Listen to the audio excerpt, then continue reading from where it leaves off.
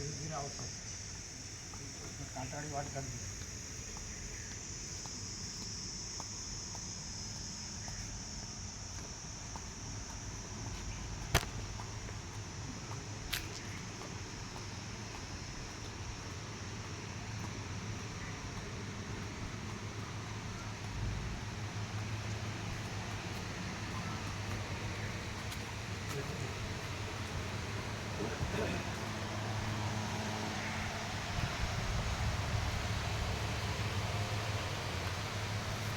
શું કીધું ડૉક્ટરે?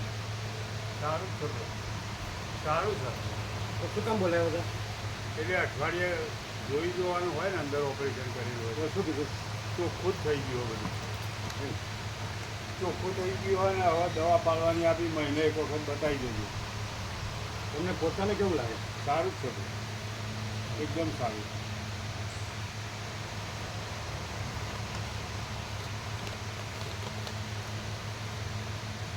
તમે બધું લખવામાં રહ્યો તો પછી પ્રસાદમાં તો કોઈ રહે જ નહીં. પ્રસાદ બનાવ્યો કોઈ છે જ નહીં. બનાવ્યો પ્રસાદ બનાવ્યા પછી અમે ત્યાં એટલે પહેલાં એ કરવાનું વ્યાપક પ્રસાદ. વ્યાપક પ્રસાદની પહેલાં કરવાનું. હા એ થઈ ગયું પછી આવ્યા લખવા માટે. આમાં થોડુંક છે એટલે રહેવા માટે પહેલેથી ન આવી જાય. અહીંયા પહેલાં કરો વ્યાપક. આજે છે કરનાર? હા એટલે રોટલા એમણે બનાવ્યા, ભાખરી પ્રસાદ મેડમ માતા અને પેલા માતાજી અને ખીચડી શાક. એટલે પહેલાં વ્યાપક પ્રસાદ. હા એવું બનાવ્યું. ઓછા હોય ને તો પહેલાં એ કરાય.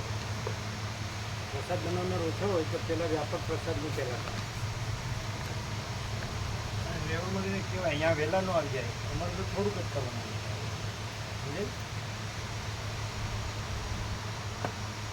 અહીંયા પહેલાં કમ્પ્લીટ કરવી પડે.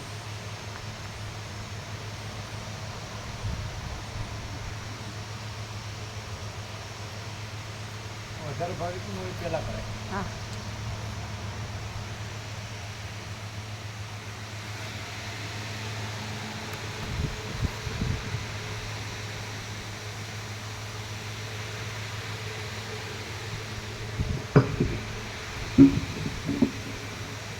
ઓમ બરાબર બરાબર. પરમ ચિદાકાશ, પરમ જ્યોતિ, અખંડ જ્યોતિ, આનંદ પૂર્ણ, પરમ ચિદાકાશ, પરમ શાंति, स्वयं सिद्ध, स्वयं प्रकाश, स्वयं पूर्ण, स्वस्वरूप, यही सब कुछ है, इसके सिवा कुछ नहीं है. शून्यभास, अनंत कोटि, महाकल्पो है ही नहीं. वशिष्ठ राम उत्पत्ति प्रकरण राउंड 39मो राउंड.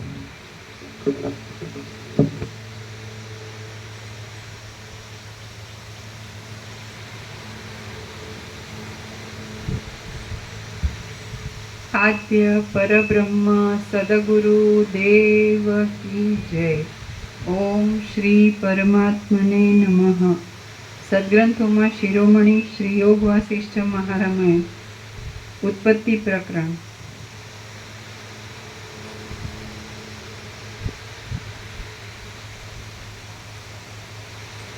पाना नंबर 174.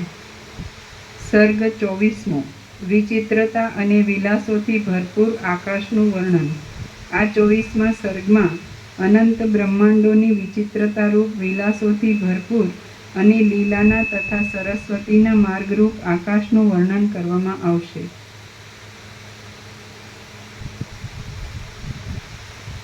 પાના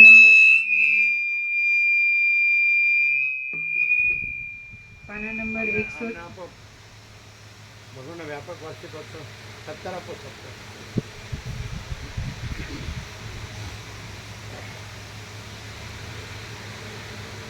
પાના નંબર 174. જમણી બાજુ વચ્ચે. કોઈ સ્થળમાં વાદળા ગાજતા હતા, કોઈ સ્થળમાં નિર્મળ વાદળાઓ શાંત થઈ રહ્યા હતા અને કોઈ સ્થળમાં વાયુથી વિંખાયેલા ધોળા વાદળાના સમૂહો પુષ્પોની શૈયાઓ જેવા લાગતા હતા. કોઈ સ્થળમાં અત્યંત નિર્જનતા, શુદ્ધપણું, ઉપાધિ રહિતતા, આનંદથી કોમળપણું, શાંતપણું અને સ્વચ્છપણું હતું. તેથી ત્યાં જ્ઞાની પુરુષના વિશાળ હૃદયના જેવી શોભા દેખાતી હતી.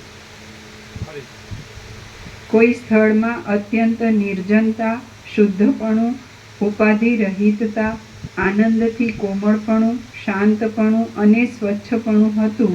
તેથી ત્યાં જ્ઞાની પુરુષના વિશાળ હૃદયના જેવી શોભા દેખાતી હતી.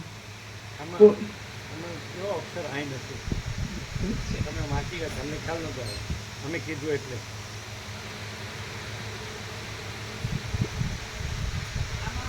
તમે આગળ વધી જાઓ. આ સુધારેલું છે. પહેલામાં છે ને ભૂલ હતી.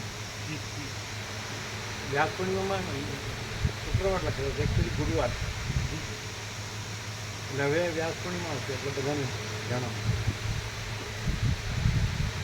તમને ખ્યાલ આવે છે?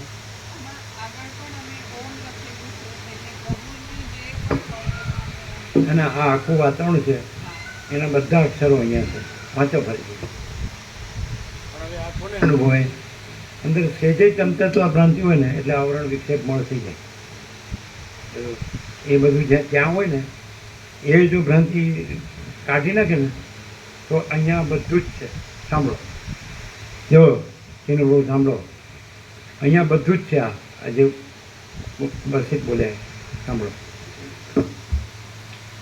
કોઈ સ્થળમાં અત્યંત નિર્જનતા, શુદ્ધપણું, ઉપાધિ રહિતતા, આનંદથી કોમળપણું, શાંતપણું અને સ્વચ્છપણું હતું. તેથી ત્યાં જ્ઞાની પુરુષના વિશાળ હૃદયના જેવી શોભા દેખાતી હતી. આ બધું અહીં ન હોય તો કયો? પણ આ કેમ આને નથી ગમતું? તો નથી કેમ ગમતું? સમજે? કારણ કે બધું અભ્યાસ પહેલો થઈ ગયો ને, જે કાંઈ નથી એનો. એમ ધન જોઈએ, ઘર જોઈએ, આ જોઈએ, ફેમિલી, આમ બધું સુખ જોઈએ, ભૌતિક કર્યું. સમજે? એટલે હવે કાંઈ નથી, પણ એ કાંઈ નથી એ તો કાંઈ નથી. જે છે એ બધું જ છે અહીંયા. પણ હવે આ બધું જ છે ને કાંઈ નથી લાગે છે. અને બધું ફૂલ લાગે છે. જે ઉપાધિ ને જે મલિનતા ને પેલું છે ને મોહ, દુઃખ, મલિનતા, સંતાપ, ભય, શ્રમ, શોક, ક્યાંય કાંઈ નથી. અહીં આપણે શોર્ટમાં કહીએ તો અનંત પ્રકાશ, અનંત આનંદ, અનંત શાંતિ. આમને એમની રીતે વર્ણન છે. એમણે શુદ્ધતા છે, પવિત્રતા, જે કંઈ. સમજે? જો શું નથી આ? પણ એ આ કેમ નથી ગમતું? પેલો ગંદવાડ ગમે છે ને એટલે ચોખ્ખું નથી ગમતું. એ કેવું છે? કેમ આપણે અહીં સહજ રહે છે? પણ એ જે પોતે ચોખ્ખો હોય એ ચોખ્ખામાં સહજ રહી શકે. મેળો હોય તો આમ છે, હું તો બધું જાણું જ છું. હા, સારું, ભલે જાઓ જાઓ જાઓ. હા, તો કચરાની જરૂર નથી. એટલે ખ્યાલ આવે અંદર કેટલી બધી રાજ્ય ભોગો લક્ષ્મીની ભ્રાંતિની લઘુતા ગ્રંથિ ભ્રાંતિ, એ જ મોટું રાજ્ય ભોગો. અહમ વાસના ભ્રાંતિની ગુલામીમાં સુખ ભ્રાંતિ. તો ભાઈ આપણે તો એમ નથી, એટલે આપણે એ બધું એ જ હોય ને. એમ ચાલ્યા કરે આમ તેમ ભ્રાંતિ, કોઈ સમાધાન નથી. એમ અભાવ માટેની ઈચ્છા પૂરી થાય. સમજાય? એટલે આ બધું આ તો વર્ણન ઓછું છે, અહીં તો ફૂલ છે. જે પ્રાચીન ઋષિમુનિઓ છે એને તમે બોલાવો જ્યાં હોય ત્યાં આકાશમાં સિદ્ધો હોય. આજે આમાં બેઠા છે બધા, ઉપરથી આવ્યા ઉતરી આવ્યા સાંભળવા વસીરામને. એને કહો બોલો અહીં તમે રહેવા પસંદ કરો કે નહીં તો હા પાડે. પણ એ એમ કે અમારા જેવા હોવા જોઈએ. સમજાય? જેને બધું બીજું જોતું હોય, જે કાંઈ માયાનું, તો પછી એ ન ચાલે. એટલે બધા એમ કે વસીત પણ બધે જઈને વિચારે છે. તો પછી એમ કે પોતાના ઋષિમુનિઓના આશ્રમ હોય છે ત્યાં પોતાનો આશ્રમ હોય છે ત્યાં જાય છે. જે અરુંધતી હોય છે અને બીજા ઋષિમુનિઓ હોય છે, તો વન હોય છે, એવું છે. પણ હા, સરળ થવું પડે ને, સરળ સહજ. એમ કે જે કાંઈ નથી એવી ગ્રંથિ રાખવાનું મિનિંગ શું છે અને ખબર પડે હું ત્યાં છું તો શું કરું છું અને શું અનુભવું છું, અહીં રહું છું. એટલે એ કાઢીને અહીં રહે અને અનુભવે ચોખ્ખો રહીને અંદર અંદર પાછું મલિનતા રાખે તો ન મજા આવે. ત્યાં કર્યું છે તો એ પાછું સત્ય છે અને આ તો આપણું નથી, એ આપણું છે, તો ન ખબર પડે. સાચું આપણું એ છે એમ. પેલા કીધું ને સૂર્યકાંત પ્રભુ નથી કીધું એવું દર્શન થયું, મહાચિદાકાશ આપણા સચ્ચા સ્વરૂપ હે કીધું ને એનું દર્શન. અને લખી લીધું બ્રાહ્મણમાં, મહાચિદાકાશ આપના સચ્ચા સ્વરૂપ હે. એ એકદમ એવું હૃદય નિર્મળ હોય ને એને જે અનુભૂતિ થાય, એ જ અનુભૂતિ, એ જ અતિન્દ્રિય ચૈતન્ય ને અતિન્દ્રિય અનુભૂતિ. મહાચિદાકાશ આપના સચ્ચા સ્વરૂપે એનાથી પછી આમ પરાત્પર કહેવાય, છેલ્લું કહેવાય. એ કોને થાય? અંદર હજી ચાલો ધન હોય તો સારું, ઘર બરાબર સારું, ફેમિલીનું બધું બરાબર હોય તો સારું. પછી બધી રીતનું અત્યારે અદ્યતન આધુનિક વિજ્ઞાને શોધખોળ કરી એ પ્રમાણે બધું સગવડ ભૌતિક, એટલે આખી દ્રષ્ટિ ભ્રાંત દ્રષ્ટિ એમ. આખી જે જ્યારે આ બ્રહ્મદ્રષ્ટિ ખોલે છે, જેમ કૃષ્ણે કીધું કે તને આ ચર્મચક્ષુથી મારું વિશ્વરૂપ દર્શન નહીં થાય, દદામી તે દિવ્ય ચક્ષુ યાન ઉપયાંતિને છે ને, તો એમ પછી દિવ્ય ચક્ષુથી એને દર્શન થાય. હવે આનાથી જોવે તો એ ભગવાનને ન જોઈ શકે, કારણ કે આ મારા રત્ન સારથી ને મારા રિલેટિવ, પણ દિવ્ય ચક્ષુથી જોયું કે આ વિશ્વરૂપ છે ને. તો પછી હવે અહીંયા પણ એ પેલા હરિપ્રસાદ કહેતા થયું કે ગયેલું ભમરો ગેંગન લઈ ગયો બગીચામાં, પણ પછી રીટાની ગોળી ભેગી લઈને આવ્યો. એટલે કે મને તો કાંઈ શ્વાસ નથી આવતી ફૂલોની, મને તો દુર્ગંધ જ આવે.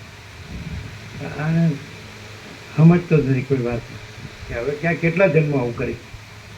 પશુ પંખી કરે છે, આહાર નિદ્રા મૈથુન ભય, એટલે પશુ જન્મ. હા, આપણે મૂંઝણી હોય, આપણા અધ્યાસ બધા હલકા હોય, સંસ્કારો બધા હલકા હોય, પણ જ્યારે આપણે ઊંચા સંસ્કારના ઊંચા અભ્યાસના જ્યારે કોઈ માણસ મળે તો ઊંચે ચડવું જોઈએ ને, પછી કે નીચે નીચે જ રહેવું છે. ના ભાઈ, હું તો આ જ કોમનો છું, હું તો આ જ જ્ઞાતિનો છું, અમને તો ભાઈ આવું જ ફાવે. પેલો માટલીના ટોપલાની ગંધ વિના હું ન આવે. પેલા ફૂલોના ટોપલો આપ્યો પેલીને તો હોઈ જતો કે હું નથી આવતી ભાઈ, તાર પડું લાવ ને મારો માટલીની ગંધવાળો ટોપલો. આનો શું કરે ગંધાતા. એટલે પોતે બધી રીતે સ્વચ્છ રહે અંદરથી ને બહારથી. અહંકાર કાઢી નાખે, દ્રશ્ય ભ્રાંતિ કાઢી નાખે, તો અનંત સુધી ચિદાકાશ હાજર જ છે, સ્વયં સહજ અને સર્વત્ર સદા. અને એ પરમ આનંદ ને પરમ શાંતિ. મહાચિદાકાશ પરમ આનંદ પરમ શાંતિ. પછી આઈ એમ સમથિંગ, હું કાંઈક છું, હું કાંઈક કરું છું ને હું જાણું છું ને એમ, બીજાથી હું આગળ છું ને બીજા તો કાંઈ કરતા નથી, એ આ અહંકાર. તમે કાંઈ પણ કરો ને એટલે અહંકાર, અને એમાં કાંઈ થતું નથી એટલે એ અનંત સુધી ચિદાકાશ. કોઈ નથી, કાંઈ નથી ને કાંઈ થતું નથી. આ તો એનો એ ગંધાતો મરે ત્યાં સુધી હળેલો, પછી એમાં ને એમાં પછી ચૂંથ્યા કરે એ અમે સુખી છીએ. બોલો, આ વર્ણન તો કાંઈ નથી. આ તો તમારે બુકમાં છે અને આ તો તમારે પ્રત્યક્ષ છે. એક માણસ તરીકે તમે જન્મ્યા હો અને તમે એમ કહો, આપણે લખીને જ આપેલું કે સોનામાં સુગંધ, સોનામાં સુગંધ એટલે વશિષ્ઠ પ્રકાશ, પરમ ચિદાકાશ, પરમ જ્યોતિ, અખંડ જ્યોતિ, સોનું, અને કુદરતનો ખોળો એટલે ભગવાનનું ઘર, સુગંધ. આ છે આપણે આવું લ્યો, આપણું વર્ણન આવું. અને પ્રેક્ટિકલ અમે જે અનુભવ્યું છે અને અનુભવીએ છીએ ને અનુભવશું અને રહીએ છીએ, રહ્યા છીએ, રહીએ છીએ નહીં, એકલા જ છીએ. લ્યો, આપણે કોઈની સાથે નહીં, કોઈ આપણી સાથે નહીં, અને આપણે કાંઈ લેવા દેવાનું, કાંઈ આવતું જતું નથી. તો તમે અમારી પાસે જે તમારી પાસે છે એ લેવા તો નથી આવ્યા, અમે તમારી પાસે છે એ લેવા નથી આવ્યા, તો આપણી કોઈ નિસ્બત તો છે જ નહીં. 49 વર્ષનું થયું, હમણાં આવ્યા હતા એ ઘનશ્યામપુરના 2 ભાઈઓ આવ્યા હતા. એક મોટા એ 13 વર્ષથી નિવૃત્ત છે, એ હાઈસ્કૂલમાં હતા, જગદીશપુર પહેલાં આવી ગયા. અને બીજા એક આવ્યા, એ આયુર્વેદમાં એ હતા ડૉક્ટર, અને એ નિવૃત્ત છે હવે ગાંધીનગર.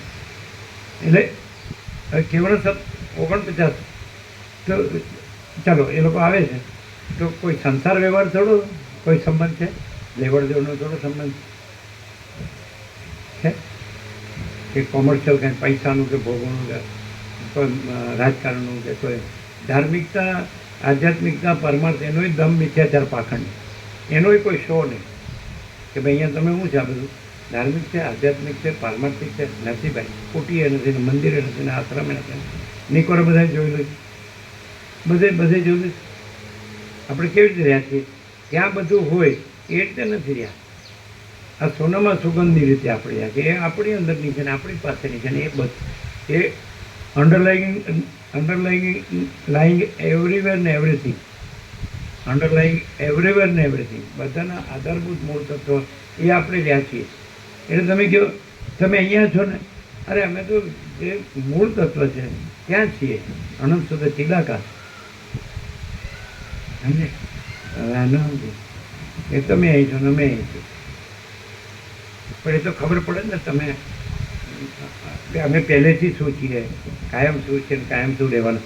તો તમે પહેલેથી શું છો ને અત્યારે હું છું ને હજી હું કરવાના છું. તમે કેવી રીતે આવો કે આપણે જાણી લઈએ એ નથી. સમજે? જાણવાનું નથી, અમે કાંઈ જાણતા નથી, પણ પરમ શાંતિ. કારણ કે જે પેલો જે કલેશ કે ઉદ્વેગ કે પેલો દુઃખ કે અસમતા, અરાજકતા, અસ્થિરતા, અશાંતિ કે કેવું મસાલો આનો થયો, આપણી આ ઈચ્છા પૂરી ન થઈ. આપણે અને વાસના માટે તો કૃષ્ણને આદિશંકર બધા કીધું છે કે અગ્નિમાં એંધણો નાખો એટલે વધારે પ્રજ્વળ ભભૂ કે કાંઈ અગ્નિ શાંત ન થાય. એમ તમે વાસના પૂર્તિ કરો એટલે કાંઈ વાસના શાંત ન થાય, વધારે પ્રજ્વલન ભભૂ. આવું બધું જ્ઞાન વિવેકીઓએ જ્ઞાનીઓએ બધું કીધું છે, પાડ્યું છે ને કીધું છે, અનુભવ્યું અને શાંતિ પામ્યા. અને શાંતિ જોતી જ નથી એવું લાગે. અને પછી દુઃખ અશાંતિમાં એ સુખ શાંતિમાં. એટલે એવી રીતે ન થાય. મુમુક્ષુનું લક્ષણ તો છે ને એક જ. અમે એમ કહે છે એક લક્ષણ હોય ને મુમુક્ષુનું તો પણ પરમપદ આવી જાય. 100% ન હોય. રામકૃષ્ણ પરમહંસ વિશે એમ કહેવાય, શ્રીમાં એવું કહેતા કે ઠાકોર છે એ કોઈને દોષ ન જતા, અને એમાં એક ગુણ હોય ને એ પકડીને એને ઈશ્વરમાં લગાવી દેતા. એક જ ગુણ. તો તમે શોધી કાઢો તમારો કયો ગુણ છે કે જેને તમે ઈશ્વરમાં વયા જાઓ. અમારો એક જ ગુણ હતો કે માર ફાડ કરીને અમે ઘણી વાર કીધું, જેમ જે મેડિકલ સાયન્સનો સ્ટુડન્ટ હોય તો આખું મળદાનું ડિસેક્શન કરે, હજી કાંઈ ન રહે. એ ડિસેક્શન અને એમાં હુંય ન રહે, જગતે ન રહે. પહોંચી ગયા પરમ ચિદાકાશ, પરમ જતી, અખંડ જતી. એ તો હતું જ, અને હતો જ નહીં. એટલે ભ્રમ ટળી ગયો અને એ રહ્યું છે અહીં નેટ છે. પછી તમે પૂર્વાપર લેવા જાઓ કે આગલા જન્મનું નામ તેમને એવું બધું ન હોય. એ એક જ દ્વિતીય અનાદિ અનંત છે ને. ભ્રમ એ થયો જ નથી ભૂત વર્તમાન ભવિષ્યમાં. ભૂત વર્તમાન ભવિષ્ય કાંઈ થયું જ નથી. હું ને જગત આપણે સ્વપ્ન થયું હોય તો જાગૃત જ છે, સ્વપ્ન છે જ નહીં. એમ ચિદાકાશ જ છે, ચિદાભાસ છે જ નહીં. પણ જે ચિદાભાસ ભ્રાંતિ રૂઢ થઈ ગયો, મૂળ વિષય પામરો, એને સમજાવવું મુશ્કેલ. કે આપણે આ બધું તો જોઈએ ને, આપણે આમાં છે ને, આપણે આ છે અજ્ઞાની ને, આપણે સંસારી છે ને, આપણે બધું જોઈએ ને એ પકડી રાખે છે. હવે અહીંયા આપણે બેઠા તો એ બધું ક્યાં? આપણે વચ્ચે રામને સાંભળીએ, સદાશિવને સાંભળીએ, સરસ્વતીને સાંભળીએ, વાલ્મીકી, આ બધા ઋષિમાં તો જે રહ્યા છે, જે મૂળ તત્વ રહ્યા છે તો શું છે? અનંત સુધી ચિદાકાશ છે. ભાઈ અમે નથી રહ્યા, બીજું કાંઈ નથી, બીજું કાંઈ થતું નથી. તો એવી રીતે રહ્યા હોય તો ત્યાં એવી રીતે રહેવાનું કરવું જોઈએ ને. તો હું તો જે રહ્યો છું એ જ રહીને અહીં રહ્યો છું. હું ત્યાં જે રહ્યો છું હું તો એ તો પોતાનું આઈ કાર્ડ તો એ જ. એ આઈ કાર્ડ છે એ ગંગામાં બદલાવી દેવું પડે. સમજે? એવું કંઈ વિનોબા ભાવે હતા એટલે ભણ્યા હતા. પછી એ કશાનું અભિમાન ન રહે એટલે એ બધું એમને અગ્નિદેવતા પ્રગટાવીને બધું સ્વાહા કરી દીધું. સાંભળી દીધું? તમે સાંભળ્યું? શું સાંભળ્યું? અમારા ટીચર એવું કીધું હતું સ્કૂલમાં કે અમને નામ નહોતું યાદ, વિનોબા ભાવે. પ્રભુએ કીધું એટલે ખબર પડી. પણ એમ કે ભણ્યા પણ પછી એમ થયું કે આના કરતાંય અગત્યનું છે એ સ્વરૂપ છે, એટલે શાંતિ જે કંઈ. અને આ ભણતર આ નથી, ભૌતિકતાનું છે એમ કરીને અમારી પાસે એક કે સર્ટિફિકેટ બધું પાડી દીધું. અમારી પાસે એક કે સર્ટિફિકેટ સમજે હાવ. એટલે એ વખતે તમને એમ લાગે ત્યાંથી પછી આપણે વધી પછી પ્રોગ્રેસ ને પછી એમાં પેલું કે ને ઇન્ક્રીમેન્ટ ને સમજે, અને પછી વિકાસને શું કહેવું પ્રમોશન નહીં, એટલે વધુ આપણે વધુ ડિગ્રી, વધુ પદ હોદ્દો, ઊંચું, એટલે એ ઊંધું છે, હા ઊંધું. તમે પ્રેસિડેન્ટ પ્રાઇમ મિનિસ્ટર થઈ જાઓ, મોટા પહેલા નંબરના અરબોપતિ થઈ જાઓ, હા ઊંધામાં ઊંધા. એટલે સૌથી વધારે ઉપાધિ ભ્રાંતિ, અને કાંઈ ન હોય. પણ એક વસ્તુ આ તો હોવું જ જોઈએ, પછી નહીં તો બેમાંથી કાંઈ નહીં એવું નહીં.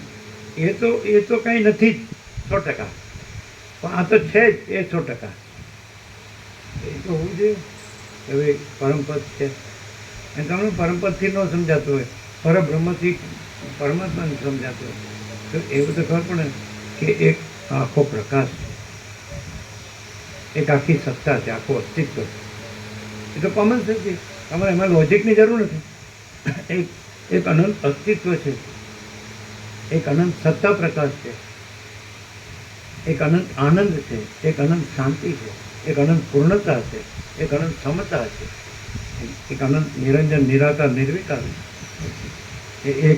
એક જ અદ્વિતીય અનાદિ અનંત છે, એક અપરિચ્છિન્ન છે, અનંત અખંડ અભેદ છે, અને મહાતત્વ મહાસામાન્ય છે, અને સૂર્યાતીત છે. આમ કોઈ બી રીતે એની ઝલક આપવી જોઈએ. અમને તો પૂરેપૂરી રીતે એ જ પ્રકાશ છે. એટલે બીજી ભ્રાંતિ પૂરેપૂરી નથી, એટલે જરાય નથી. ધર્મૂળ મુદ્દલ લેશ માત્ર, અને આ આખું પૂરેપૂરું છે. यह सारा टोटालिटी में अनंत संपूर्णता में परम चिदाकाश परम ज्योति अखंड ज्योति महा चिदाकाश स्वयं प्रकाश संपूर्ण प्रकाश पूर्ण ब्रह्म अनंत तेजगण अनंत तेजगण परमाकाश केवल अनंत शुद्ध तेजगण परमाकाश अखिल आत्मा पूर्ण ब्रह्म परमात्मा. અને આ હાવ કાંઈ નથી, બસ આજ હું મારું. એને કેવી રીતે અનુભવાય? અને કુવામણો દેડકો એમ કે આજ મારો મહાસાગર, તો કેવી રીતે એને મહાસાગર અનુભવાય? એ મહાસાગરમાં આવે તો મહાસાગર અનુભવાય ને. આ મહાસાગરમાં આવવું, આજે વસિત પ્રકાશથી સરળ શ્રવણ અનંત પૂર્ણતા અખંડ પૂર્ણતા તો એટલે આ મહાસાગરમાં આવવું, એમાં કંઈ નવું આવવું નથી. મહાસાગર તો છે જ, પણ પોતે પોતાના જે કુવામણા દેડકા તરીકે પોતાને માને છે, બસ હું જ છું, એ કાઢ નાખે. ચલો કોઈ પણ માણસ હોય એ ગમે એટલો હોય, સમજે, એ કાંઈ નથી આપણે સિદ્ધ કરી દઈએ.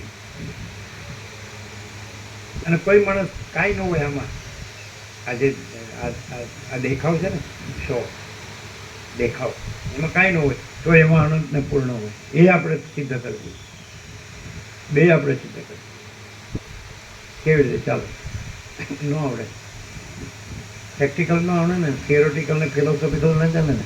પુસ્તકીય પોપટે તો બધા શબ્દો બોલે છે, પણ પ્રેક્ટિકલ કોણ છે? આ વચ્ચે ટપવાજ છે, એક્સેપ્શન. એની પાસે કાંઈ નથી, પણ એ પરમ છે આખા. રામે કીધું કે એ પરમ ચિદાકાશ વસિષ્ઠ મને, એટલે ખલાસ થઈ ગયું.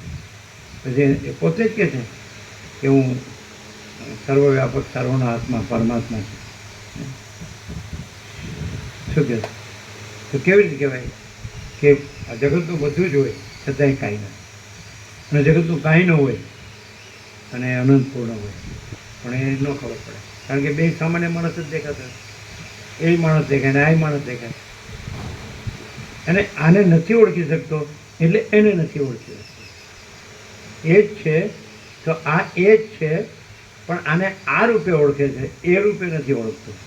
આને એ રૂપે ઓળખે તો એ આખું એ શું ઓળખાય જાય ખબર? એ નહીં ખબર પડે.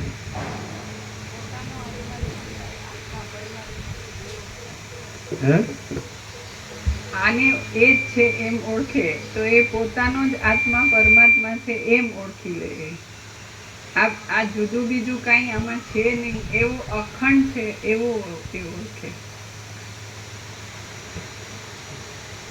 એવું થાય જ નહીં ખરા. પોતે હાજ રહ્યો હોય એટલે એને પોતે લગર વગર રહ્યો એટલે ના લગર વગર લાગે. બધે શું કરે છે બધું? આહાર નિદ્રા મૈથુન હોય એટલે એને તો આકૃતિ જોઈએ એટલે આકૃતિમાં તો એવું જ હોય એમ, પણ આકૃતિ નથી.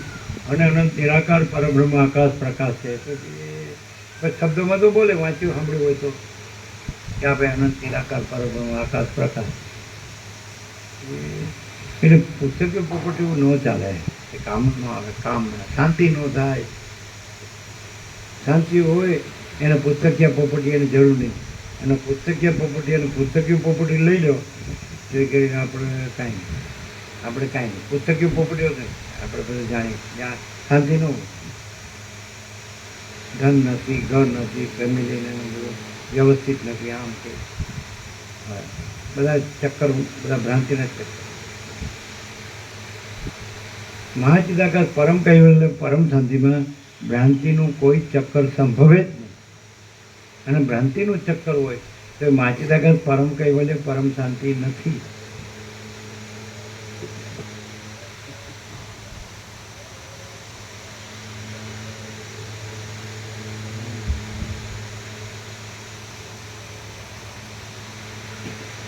કોઈ સ્થળમાં અત્યંત નિર્જનતા, શુદ્ધપણું, ઉપાધિ રહિતતા, આનંદથી કોમળપણું, શાંતપણું અને સ્વચ્છપણું હતું. તેથી ત્યાં જ્ઞાની પુરુષના વિશાળ હૃદયના જેવી શોભા દેખાતી હતી. કોઈ સ્થળમાં દેવતાઓ ઓળખી કાઢીએ, બોલો. અમે ઓળખી કરીએ એવા પુરુષ હોય, સાધુ પુરુષ હોય તો અમને ખબર પડી જાય કે આ ભગવાન છે. અમે ઓળખી કાઢીએ બાળપણથી. અને ગમે એવો પાછો સાધુનો અંચળ ઉડ્યો હોય તો પણ આ નહીં. અંચળ હોય કે ન હોય એ મેઇન નથી, પણ એ અંદરનું જે હોય ને એ આખો દિવ્ય અલૌકિક હોય, સત્ય છે, સુંદર હોય, આમ પવિત્રતા હોય, નિર્મળતા હોય, શીતળતા હોય. આમ કોઈ દોષ એનામાં દોષ ન હોય ને દોષ દ્રષ્ટિએ ન હોય. એને કાંઈ બીજું ખોટું દેખાતું ન હોય. આ સાચું છે કે આ ખોટું છે કે સારું છે કે નરસું છે કે આ વધુ છે કે ઓછું છે, કોઈ ભેદભાવ, કોઈ વિકાર નહીં. આપણે બાળકને કેમ કોઈ ભેદભાવ નથી એવું હોય. એમ પણ આમ પવિત્રતા મેન હોય. અને એમ કે આજે જે આ કહે છે ને ભ્રમ એ કાંઈ ન હોય. અને જે સત્ય કહે છે ને જે એ બધું હોય. એ પોતે પૂર્ણ સત્ય હોય અને કોઈ ભ્રમ ન હોય. એ અમે ઓળખી કાઢીએ બાળપણથી. આઈને અમે જોઈએ ને યસ એને દેવ ભાષામાં સાધુ કહે, પણ અમારી ભાષામાં અમે દ્રશ્ય દ્રષ્ટિ હોય તો એના માટે ભગવાનનું માણસ કહીએ, પણ તત્વદ્રષ્ટિ હોય તો એને ભગવાન કહીએ કે ભાઈ એ જે અનંત ભગવાન છે તો એણે આ રૂપ ધર્યું છે. બાકી આ રૂપ નથી, એ અનંત ભગવાન. કારણ કે એ અનંત ભગવાનનું બધું તમને એમાંથી મળે એની ખાતરી. આપણે એમ કહીએ કે નાનકડું રૂપ છે તો એ અનંત ભગવાન કેવી રીતે? તો તમે રૂપનો આકાર છોડી દો અને અનંત ભગવાન તો બધે જ છે, તો ક્યાંય છે, તો ત્યાં એ અનંત ભગવાન છે એ પ્રકાશતા હોય, એ રીતે ઓળખાય. હવે અમે બોલીએ તો તમને નહીં સમજાય. હે બોલીએ ને ના સમજાય એમ નહીં, અમે તો દર્શન કરીએ જ છીએ. સાક્ષાત જે છે અહીંયા કઈ રીતે ઓળખાય? કેમ કે આ માણસ દેખાય છે પણ આ ભગવાન છે. દ્રષ્ટિ કેટલી ગઈ? દ્રશ્ય દ્રષ્ટિ હોય તો ભગવાનનું માણસ છે, મેન ઓફ ગોડ, અને સ્વયં ભગવાન. સમજે? તો કઈ રીતે? એટલે કેમ જીસસે કીધું કે માય ફાધર ઇન હેવન અને I and my father are one. બાબાજીએ કેમ કીધું કે મારા અનંત મહાસાગરમાં એક તરંગ, તમે રહેતો છો ને સમાયતો છો. એટલે પોતે તરંગ રૂપે પણ પોતાને વ્યક્ત કરે અને પોતાના અનંત મહાસાગર રૂપે પણ વ્યક્ત કરે. મારા અનંત મહાસાગર. તો હવે આ માણસ છે એ આકૃતિથી જ ખાલી સિમિલરિટી કરવા જાય કે મારો આકાર છે એનો આકાર છે. અરે પણ તારામાં હું ભર્યું છે અને ત્યાં શું પ્રકાશે છે એ કોમન સેન્સ હોય તો ખબર પડે. અને અખંડ. એવું નહીં કે ખાલી અહીં બેઠા એને માઇક સામું હોય એટલે લેક્ચર કરે. ગમે ત્યારે at any time everywhere always સર્વત્ર સદા સ્વયં એટલે સ્વયંમાંથી દાખલ આખો એટલો પ્રકાશ છે. જો અહીંયા માણસ ક્યાં રહ્યો? આખો અનંત એક જ માં ચૈતન્ય પ્રકાશ છે. એટલે માણસ ક્યાં રહ્યો? અનંત પ્રકાશ, અનંત આનંદ, અનંત શાંતિ. તો માણસ ક્યાં? એને શબ્દ કયો તો એ શબ્દ છે ને કોઈ જાણે ને તો એને એ બોલવા માટે એ બોલી જ ન શકે. કારણ કે એ રહ્યો ન હોય અને એ જ પ્રકાશતો હોય તો એ પ્રકાશ જ પુરાયમાન થાય કે ભાઈ અનંત પ્રકાશ, અનંત આનંદ, અનંત શાંતિ, માં ચિદાકાશ, પરમ આનંદ, પરમ શાંતિ. એટલે આ અને એની સાથેના એને જે રીતને એની સાથે જે રહેવું છે એ પણ ન હોય. મોર અત્યારે આવ્યો હતો. મોર છે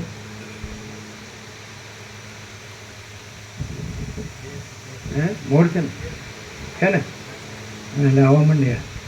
હવે નહીં ડરે, કાંટા થઈ ગયા ને, કૂતરા આવશે નહીં ને એટલે ધીરે ધીરે આવે. સવારે આવશે ખ્યાલ આવે. એટલે એ કેવી રીતે એની સાથે એને એમ ન ખબર પડે કે અહીંયા અંદર કોણ છે, એટલે એની સાથે આપણે કેવી રીતે બધું વિવેકથી કરવું. એણે જે રીતે પોતે કર્યું હોય ને અજ્ઞાનમાં એ રીતે કરે એની હારે. એમ સમજે નહીં કે એ બધું એનું પ્રમાણ હોવું છે. એવું પોતે જેમ પોતા પર લોડ નાખ્યો એના ઉપર એ લોડ નાખે. આમાં આવે છે ને કે અજ્ઞાની જ્ઞાનીને દુઃખ દે છે એટલે સમજે જ નહીં કોઈ વાતમાં. આવી ગયા ને અહીંથી ઉપર બોલે, ક્યાં બોલે કે અહીંયા બોલે? આ ઉપર બતાડે બિપિન પ્રભુ આમ કરે, તમે આમ કર્યું. હા જો જો હે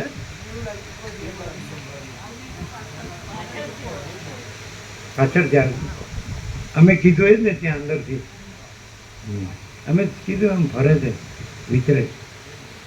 હવે કે અહીંયા આવો.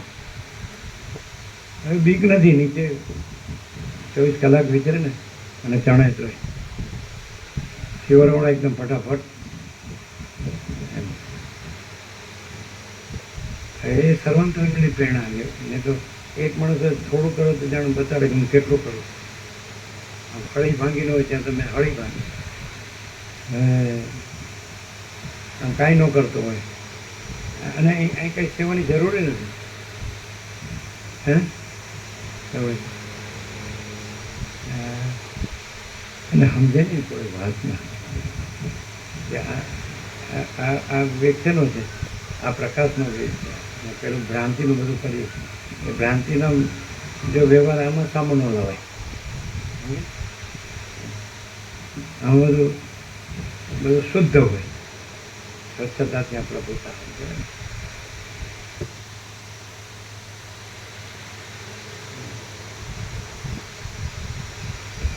એવી રીતે ઓળખાય ખબર પડી. મેં કીધું એ ઝડપથી બોલી ગયા ને કે એમાં શું હોય તો એની દ્રષ્ટિની કેટેગરી એટલે સ્થૂળ દ્રષ્ટિ હોય તો આ ભાઈ સામાન્ય માણસ. પછી આમ જે અમે ઓળખી શકીએ તો બધાને કેવું હોય તેમ કે આ ભગવાનના માણસ. પણ અમારી અંદર અમે અનુભવતા હોય તો કે આ ભગવાન એમ બસ એક છે. એવરેજ દ્રષ્ટિ એમ કે ભાઈ આ મુનિ છે, જ્ઞાની મુનિ એમ. અને ઉપરથી પછી થોડું અંદર જોઈએ તો એમ કે ભાઈ આ ભગવાનના માણસ છે, મેન ઓફ ગોડ. તો અમે અંદરથી જોઈએ કે આ ભગવાન અનુભવીએ અને રહીએ. તો પછી જો ભગવાન હોય અને બધું ભગવાન હોય તો પછી અમે ભગવાન છીએ, અમે માણસ નથી. અને ભગવાનના માણસ નથી, કારણ કે ભગવાનમાં બીજું કાંઈ ન હોય. ભગવાનમાં સામાન્ય માણસ અને ભગવાનનો માણસ એવું ન હોય. ભગવાન જ હોય, ભગવાનમાં ભગવાન જ છે. ભગવાન બધું રહ્યા છે, સર્વ પરમાત્મા છે.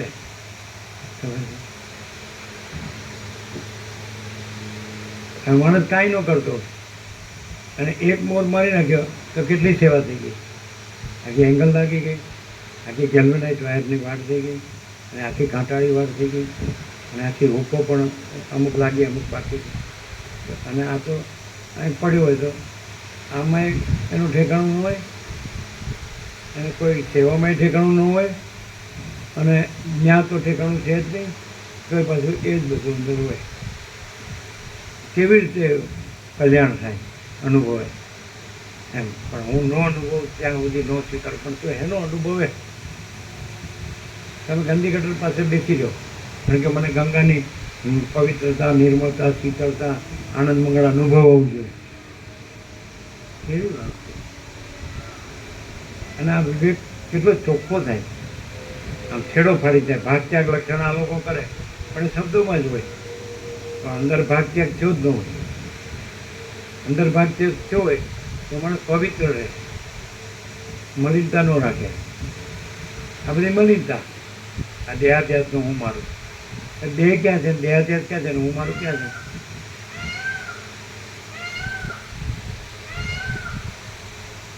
રાગ દ્વેષ ક્યાં છે? કામ, ક્રોધ, લોભ, મોહ, મદ, માત્સર્ય ક્યાં છે? આશા તૃષ્ણા ક્યાં છે? આસક્તિ ક્યાં છે? રાજ્ય ભોગો લક્ષ્મી ક્યાં છે? અહમન વાસના ક્યાં છે? ભેદાભેદ ક્યાં છે? લેવા દેવા ક્યાં છે? સ્ત્રી પુરુષ ક્યાં છે? બાળક યુવાન મૃત્યુ ક્યાં છે? જન્મ મૃત્યુ ક્યાં છે? ત્યાં ભેદાભેદ ક્યાં છે? કોઈ બડા છોટા ભલા બુરા ક્યાં છે? આમ આખું સ્વયં માં ચિદાકાશ આંખમાં એકલો પ્રકાશ છે.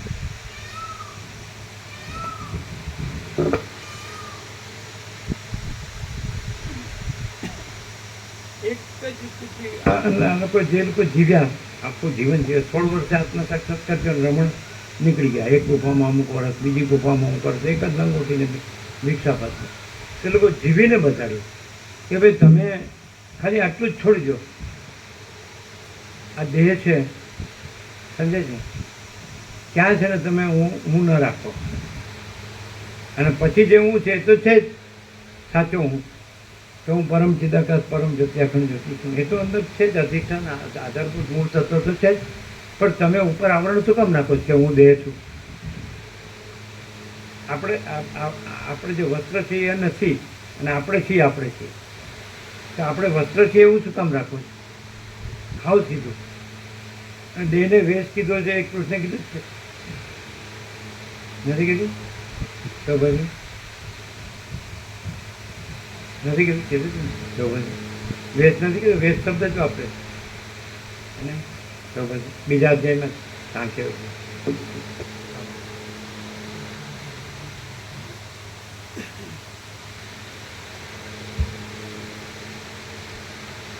કોઈ સ્થળમાં દેવતાઓના વાહનો રૂપી દેડકાઓ ગળામાંથી શબ્દો કરતા હતા, તો કોઈ સ્થળમાં શૂન્યતા રૂપી જળ ફેલાયાથી દેવતાઓના ક્યારાઓની ભ્રાંતિ થતી હતી. કોઈ સ્થળમાં મયુર અને હેમચૂડ આદિ પક્ષીઓ વિનોદ કરતા હતા, તો કોઈ સ્થળમાં વિદ્યાધરીઓના અને દેવાંગનાઓના વાહનો બેઠા હતા. કોઈ સ્થળમાં કાર્તિક સ્વામીના મયુરોનું મંડળ વાદળાઓ વિશે ઉદ્ધત નૃત્ય કરતું હતું, અને કોઈ સ્થળમાં અગ્નિના વાહનરૂપ પોપટો બેઠા હતા. આથી ત્યાં લીલા ઘાસવાળા પ્રદેશોના જેવી હરિયાળી થઈ રહી હતી. કોઈ સ્થળમાં યમરાજના પાડાના શરીર આગળ વાદળા પણ નાના લાગતા હતા, અને કોઈ સ્થળમાં ઘોડાઓના ઘાસના સમૂહની ભ્રાંતિથી કાળા વાદળાને ચાવવા લાગ્યા હતા. કોઈ સ્થળમાં દેવતાઓના નગરો વ્યાપી રહ્યા હતા, કોઈ સ્થળોમાં દૈત્યોના નગરો દેખાતા હતા, કોઈ સ્થળમાં પર્વતોને પણ ફાડી નાખે એવા પવનને લીધે એકબીજાના નગરો અપ્રાપ્ત હતા. છે એ માણસ તરીકે મુનિ છે ને જ્ઞાની છે, અને અંદર કંઈક ભગવાનનો અણસાર આવે છે એટલે ભગવાનના માણસ છે, કે એમાં કોઈ કુટિલતા નથી. એક સરળ ને સહજ છે, અને કે ભગવાન જ બધું છે એવો એમાં ભાવ છે, એટલે ભગવાનના માણસ છે. પણ એ ભગવાન જ છે એ કેવી રીતે? કારણ કે ભગવાન તો અનંત છે, અને આ તો આકૃતિ એટલી જ છે. એટલે તમને જ્યાં સુધી આકૃતિનો ભ્રમ હોય તો ત્યાં સુધી બહુ તો એ કંઈક નાની મુનિ છે એવું લાગે, કાં તો એ ભગવાનનું માણસ છે એવું લાગે. પણ જરાય તમારામાં જો આકૃતિનો ભ્રમ ન હોય તો એ જે અનંત ભગવાન છે એ બધે જ છે, અને ત્યાં એ આકૃતિનો ભ્રમ નથી, એટલે એ અનંત ભગવાન પોતે જ. એ જે અનંત ભગવાન છે એ ત્યાં છે કે નહીં? બધે છે ને, બધે છે. જ્યાં અજ્ઞાન છે ત્યાંય છે, અજ્ઞાન છે ત્યાં છે, જ્ઞાન છે ત્યાં છે, બંધ છે ત્યાં છે, ને મોક્ષ છે ત્યાં છે, મોટું છે ત્યાં છે, નાનું છે ત્યાં છે, વધુ છે ત્યાં છે, ઓછું છે ત્યાં છે, સાચું છે ત્યાં છે, ખોટું છે ત્યાં છે, સારું છે ત્યાં છે, નરસું છે ત્યાં છે, ઊંચ છે ત્યાં છે, નીચ છે ત્યાં છે. ભગવાન તો બધે છે, સમજાય? પણ જ્યાં કોઈ જે વેશનો ભ્રમ નથી એનામાં જોવું પડે. તમે ત્યાં વેશના ભ્રમથી જુઓ એ ન ગણાય, એનામાં વેશનો ભ્રમ નથી એ ગણાય. રામને એમ જ કે તમારે મારા કે વ્યાસના જીવન મુક્તિ કે વિદ્યા મુક્તિ પર ધ્યાન આપવાનું નથી. તમારે તો આત્મા છે એની દ્વૈત રહિતપણાની એકતા, આત્માની દ્વૈત રહિત એકતા ઉપર ધ્યાન આપવાનું છે. તો એ આત્મા છે પોતે, એમાં દ્વૈત ભ્રમ નથી કે હું આ છું, એક આત્મા છે અને એ આત્મા હું છે, એ આત્મા જગત છે, એવું નહીં. હું આત્મા છું અને હું આ દેહ નથી ને હું જગત, આ જગત નથી. જે ચિદાકાશ છે ત્યાં સ્વપ્ન પાસે છે. તો ચિદાકાશમાં કેવું છે કે હું આ સ્વપ્ન નથી, હું આ સ્વપ્ન પુરુષ નથી, મારી આ સ્વપ્ન પુરુષ સૃષ્ટિ નથી, હું સ્વપ્નનો સ્ત્રી પુરુષ નથી, હું સ્વપ્નનું ઘર કે ધન નથી, સ્વપ્નના રાજ્ય ભોગોલક્ષ્મી નથી, સ્વપ્નની પ્રજા કે પ્રજાની પ્રજા કે સ્વપ્નનું ધન કે સ્વપ્નના સોનું કે સ્વપ્નના મકાન દુકાન કે અમારા પ્રોપર્ટી કે જમીનદાર, હું સ્વપ્ન નથી, હું અનંત સદચિદાકાશ.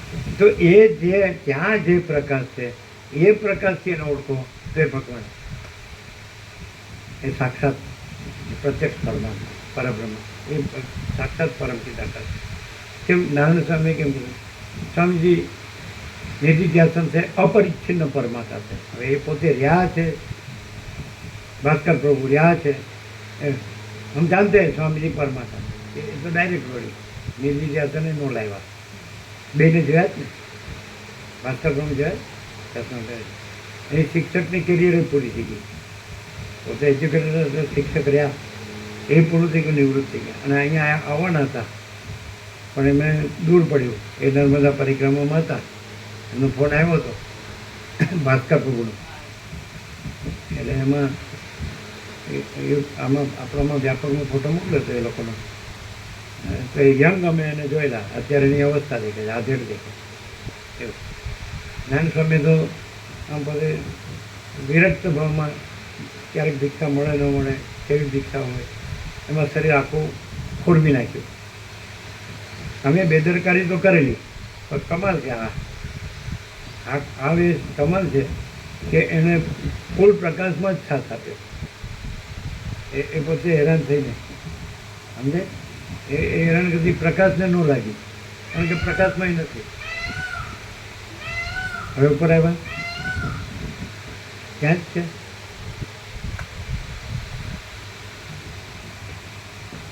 હવે એ લોકો પ્રસન્ન થઈ ગયા.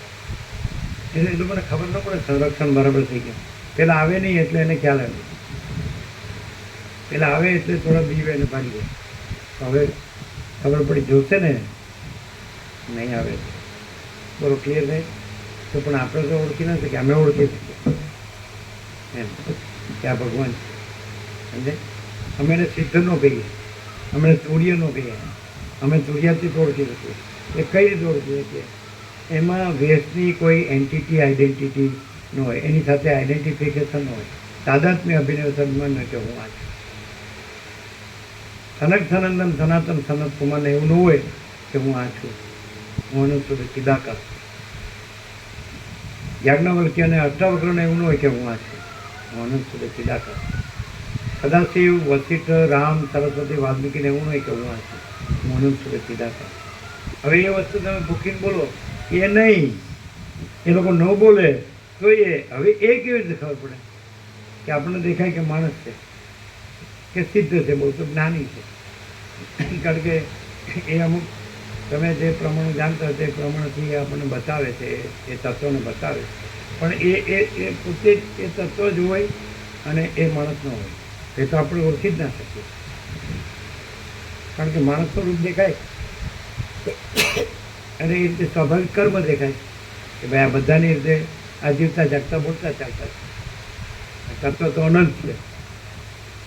આને પરોક્ષ ભ્રાંતિ હોય ને એટલે એને પ્રત્યક્ષ હોય ને, હામું તત્વ હોય ને તો એને ન ઓળખી શકે. એનામાં પરોક્ષ ભ્રાંતિ ન હોય ને તો એ તત્વ પ્રત્યક્ષ. અને જો પ્રત્યક્ષ તત્વને ન ઓળખી શકે ને તો એ પોતાના અપરોક્ષ તત્વ એટલે પોતે જ તત્વ છે ન ઓળખી શકે. પ્રત્યક્ષ તત્વને જો એ પરોક્ષ તત્વ એ જે તત્વને પરોક્ષ જાણે કે એ તો અનંત છે ને આ તો આટલા જ છે એટલે એને જાણતા હોય એનું એનામાં જ્ઞાન હોય પણ એ નથી તો એને ન ઓળખી શકે કે આ પ્રત્યક્ષ એ અનંત તત્વ છે એ જાણશે તો પોતાના અપરોક્ષ અનંત તત્વને ન ઓળખે કે પોતે જ અનંત તત્વ છે ન ઓળખી પણ પડે બોલ ક્યાંક એવા ઉલ્લેખ આવશે કે પોતાના વિચારથી પણ એ જાણી શકે પણ અમને એવું લાગે કે થોડું મુશ્કેલ છે કારણ કે પોતે આ છે એ ભ્રમ એનો કેવો છે નથી કોઈ એમ કે મારામાં હું આ છે ભ્રમ નથી એ બધો બહુ વિરોધાભાસ થાય બોલવાનું શું કરવાનું શું નથી ચાલવાનું શું એટલે મજા ના મને સાચો હોય ને તો ચોખ્ખો રહે ને તો પોતે જ અનંત તત્વ છે એક જ લક્ષણ સંપૂર્ણ પવિત્ર માણસ છે એ માણસ નથી ભગવાનનો માણસ નથી એ ભગવાન છે એટલે અનંત તત્વ છે અને અનંત તત્વ એક જ બધું એ જ બીજું કાંઈ નથી બીજું કાંઈ થતું નથી તો જે માણસમાં બીજું કાંઈ ન હોય ને બીજું કાંઈ થતું ન હોય તો એ જે અનંત તત્વ છે એ અનંત તત્વ જ એ છે એ માણસ નથી ને ભગવાનનો માણસ એ નથી એ ભગવાન જ છે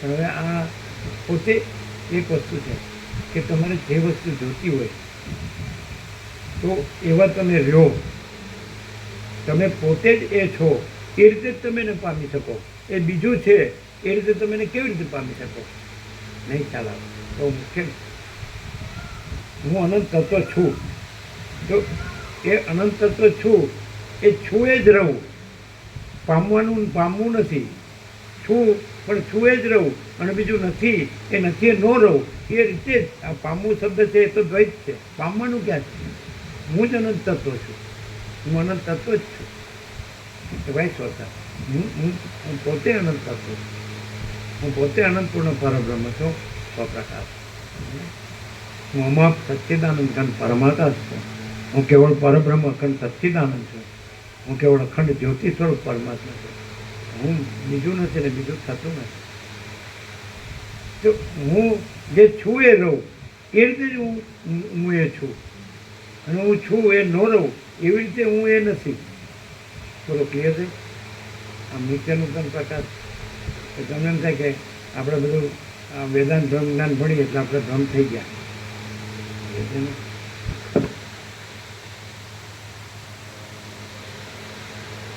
ઘણા માણસો એવા છે કે વર્ષો સુધી અહીંયા જાય તો મરી ગયા સુધી સુધરતા નથી તો કે મને કાંઈ નહોતું પણ તું કાંઈ નથી રહ્યો છે અહીં તો અનંત તત્વ જ છે અહીં કાંઈ નથી એવું કાંઈ છે જ નહીં પણ તું કાંઈ નથી એવું રહ્યો છે એ છોડતો નથી અને તું એ છોડે તો તું જ અનંત તત્વ છે તો બીજું અનંત તત્વ માને છે એ કારણ કે તું બીજું રહ્યો છે એટલે તારું જ અનંત તત્વ તને બીજું લાગે છે તું જ અનંત તત્વ પણ એ બોલે ખરો હું અનંત તત્વ પણ પછી કાંઈ દમ ન હોય આવો નાખી દેવા જે વાતમાં મળતો હોય એવું લાગે એનું એ જ છે એમ લાગે કે કેટલું યાદ રાખીએ પછી એ કામ કોમન મોટો શબ્દ યાદ રાખીને બોલી જવાનું પરમ ચિદાકાશ પરમ જ્યોતિ અખંડ એ પતિ એવી રીતે નથી ભાઈ તમે શું યાદ રાખશો કયો સોચના કે ના સુનના નહીં યાદ રખના ભૂલના નહીં હા પણ એ કઈ બોલે પરમ નિર્મળતા પરમ શીતળતા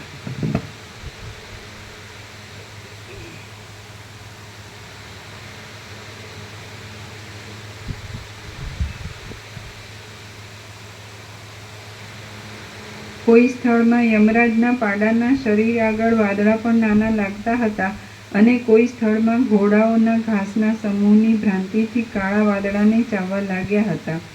કોઈ સ્થળમાં દેવતાઓના નગરો વ્યાપી રહ્યા હતા, કોઈ સ્થળોમાં દૈત્યોના નગરો દેખાતા હતા, કોઈ સ્થળમાં પર્વતોને પણ ફાડી નાખે એવા પવનને લીધે એકબીજાના નગરો અપ્રાપ્ત હતા, કોઈ સ્થળમાં મોટા પર્વતો જેવા ભૈરવો નાચતા હતા, અને કોઈ સ્થળમાં પાંખોવાળા પર્વતો જેવા વિનાયકો નાચતા હતા.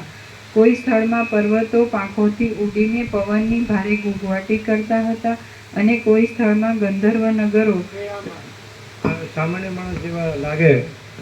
અને આમ જેમ કેશવ પ્રભુ પૂછ્યું કે મારે ક્યારે પધારશે એમ, તો એમ લાગે કે લગર વગર જેવા લાગે, સામાન્ય જેવા.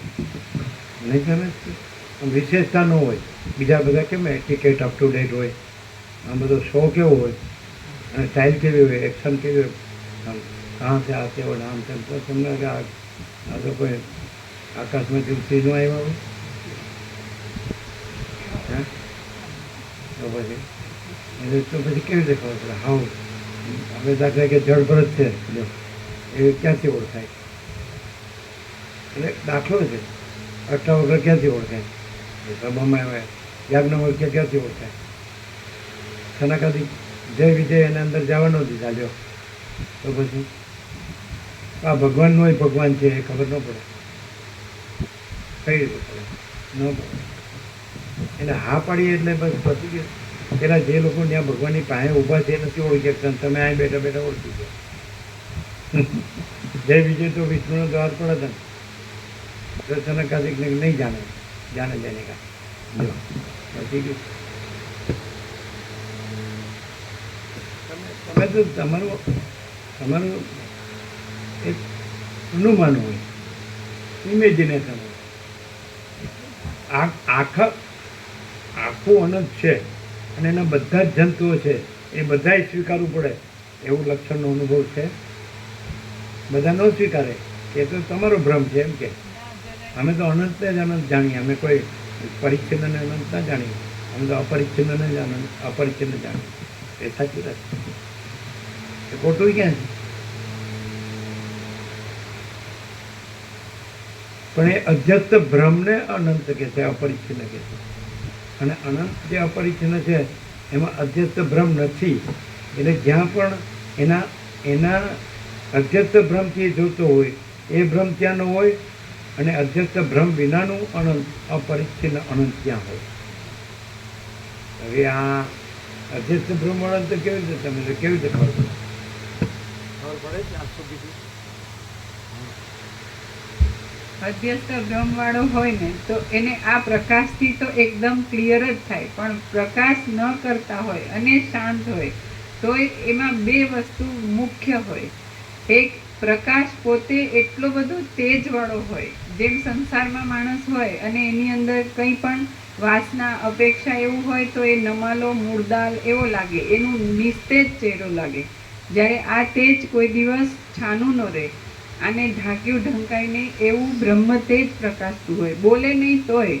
અને વર્તન કંઈ પણ હોય તો એમાં ભ્રાંતિ સાથે કોઈ બાંધછોડ હોય જ નહીં, કેમ કે ત્યાં ભ્રાંતિ છે જ નહીં એવું હોય. એટલે ક્લિયર હોય. અને પ્રકાશ આ એક જ સેશન, એક જ વાર પૂર્ણ છે. પોતે પોતાનામાં જે પ્રકાશ છે એ એટલો બધો પૂર્ણ છે, અનંત છે કે એને સાબિત ન કરવું પડે કે હું અનંત છું કે કંઈ પણ. સ્વયં સિદ્ધ. અને ગમે એવો ભ્રાંતિવાળો હોય એને સ્વીકારવું પડે.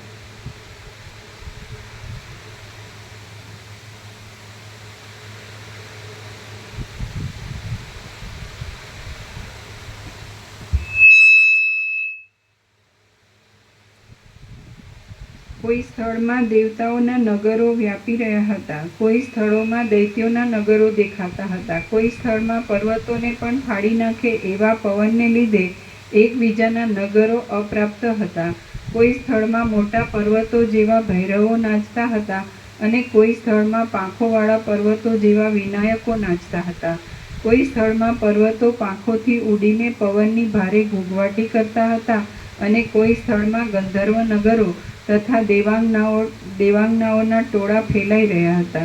કોઈ સ્થળમાં ઉડતા પર્વતોમાંથી પડેલા લાખો વૃક્ષો વાદળાના છત્રો જેવા થઈ રહ્યા હતા અને કોઈ સ્થળમાં માયાએ બનાવેલી આકાશ નદીઓના જળોથી શીતળતા થઈ રહી હતી.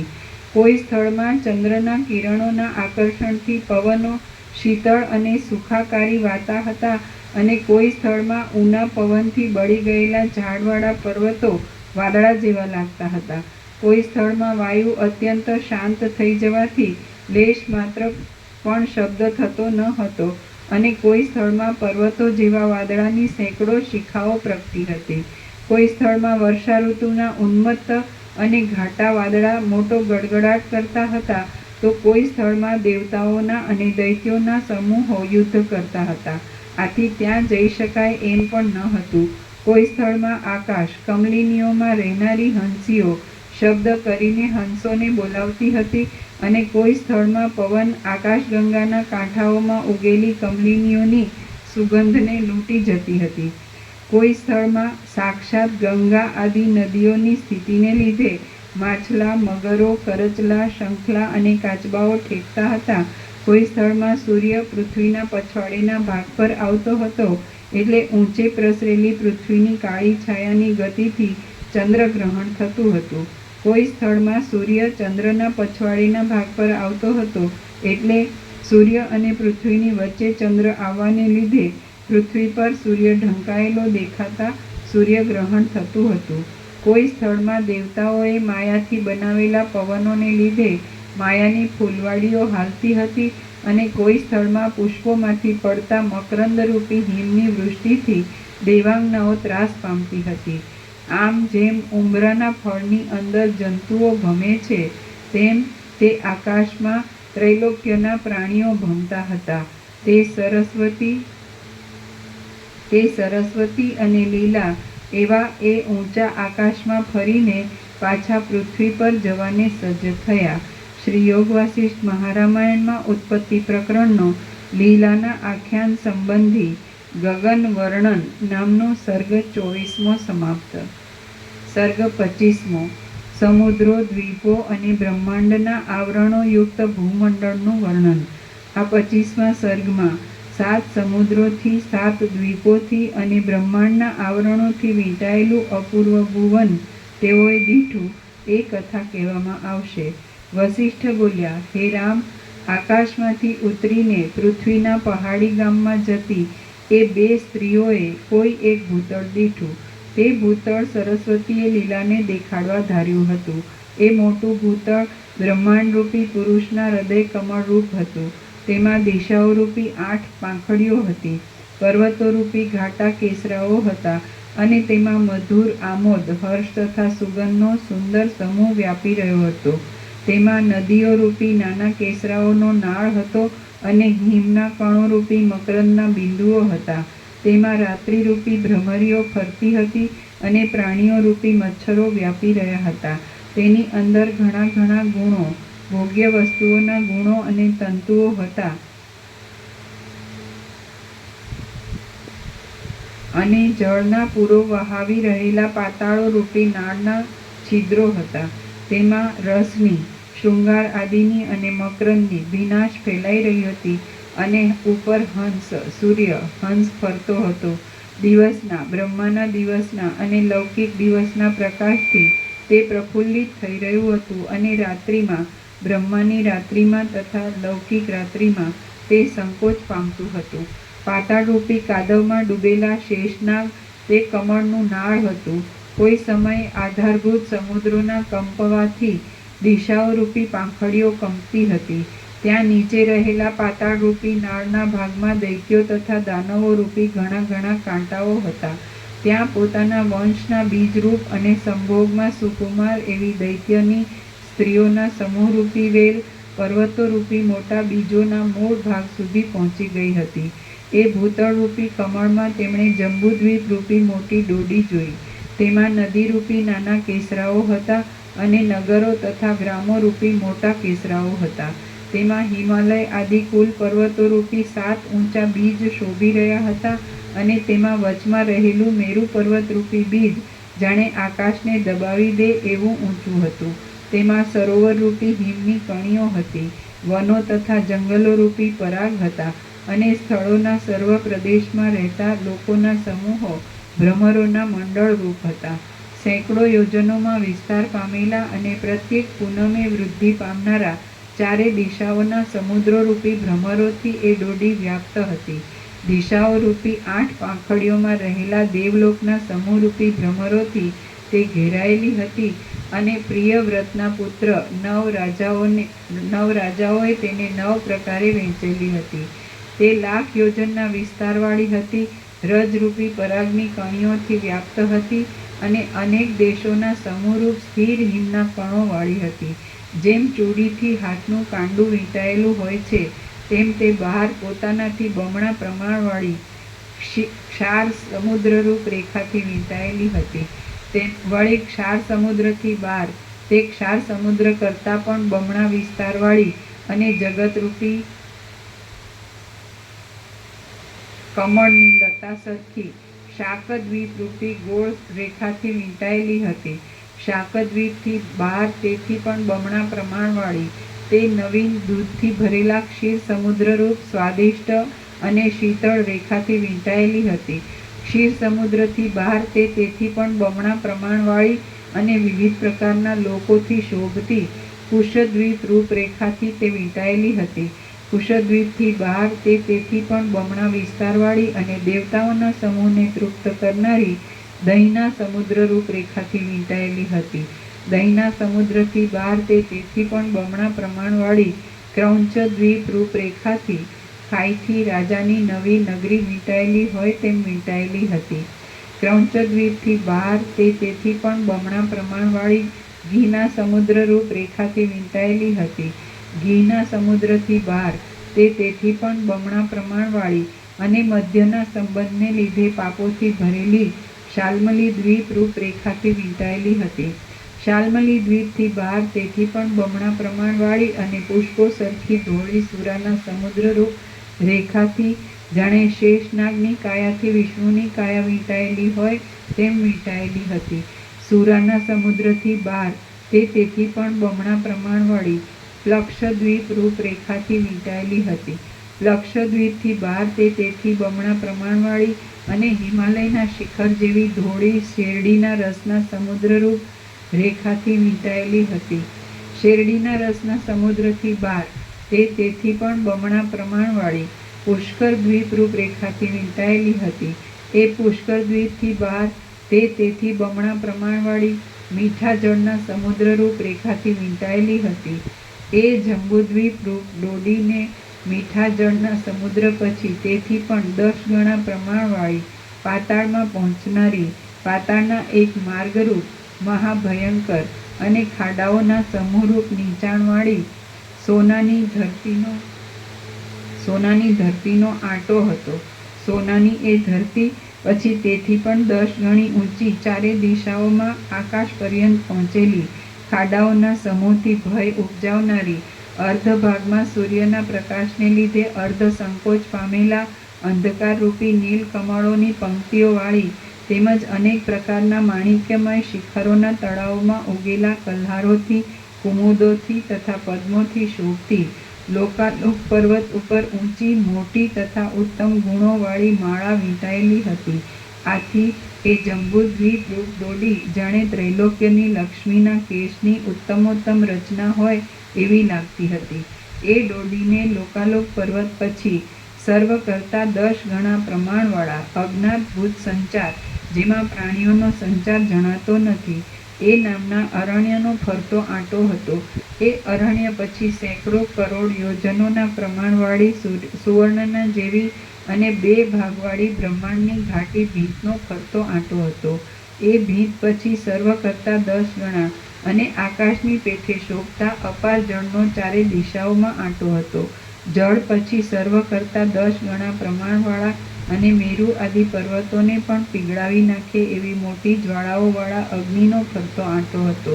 અગ્નિ પછી સર્વ કરતાં 10 ગણા પ્રમાણવાળા મેરુ આદિ પર્વતોના સમૂહને પણ ખડની પેઠે તથા શૂળની પેઠે ઉડાડી નાખે એવા મોટા મોટા પર્વતોને પણ ફાડી નાખે એવા બીજાઓના વેગને તોડનારા અને પદાર્થોના શૂન્યપણાને લીધે સુસવાટી વગરના એવા પવનનો ફરતો આંટો હતો. તે પવન પછી એ સર્વ કરતાં 10 ગણા પ્રમાણવાળા એક આકારવાળા અને શૂન્યતાવાળા આકાશનો ફરતો આંટો હતો. એ પ્રમાણે સમુદ્રોથી, મોટા પર્વતોથી, લોકપાલોથી, દેવતાઓથી, નગરોથી, આકાશથી અને ભૂતળથી વ્યાપ્ત થયેલું બ્રહ્માંડનું એ ઉદર જોઈને લીલાએ તુરત પૃથ્વીમાં પોતાના પ્રથમ ઘરના આધારરૂપ એવું તે ઊંડું પહાડી ગામ દીઠું. શ્રી યોગ વાસિષ્ઠ મહારામાયણમાં ઉત્પત્તિ પ્રકરણનો લીલાના આખ્યાન સંબંધી ભૂલોક વર્ણન નામનો સર્ગ 25મો સમાપ્ત. સર્ગ 26મો. લીલાને પોતાના ઘરમાં સ્વજનોનું દર્શન થયું. આ 26મા સર્ગમાં પોતાના ઘરમાં સ્વજનોનું દર્શન થયા પછી તથા તેઓનો વિલાપ સાંભળ્યા પછી ત્યાં જ ઊભેલી લીલા ઉપર સરસ્વતીએ અનુગ્રહ કર્યો એ કથા કહેવાશે અને જગતનું તત્વ પણ કહેવાશે. વસિષ્ઠ બોલ્યા, હે રામ, એ પ્રમાણે એ સ્ત્રીઓ પદ્મરાજાના વાસરૂપ બ્રહ્માંડના મંડળમાંથી નીકળીને વસિષ્ઠ બ્રાહ્મણના વાસરૂપ તે બીજા બ્રહ્માંડમાં આવી.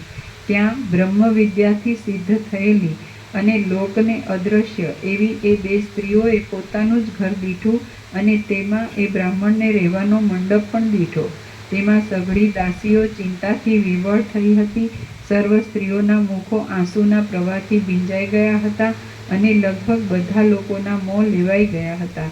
આથી એ ઘર ખરી પડેલી પાંખડીઓવાળા કમળ જેવું લાગતું હતું. એ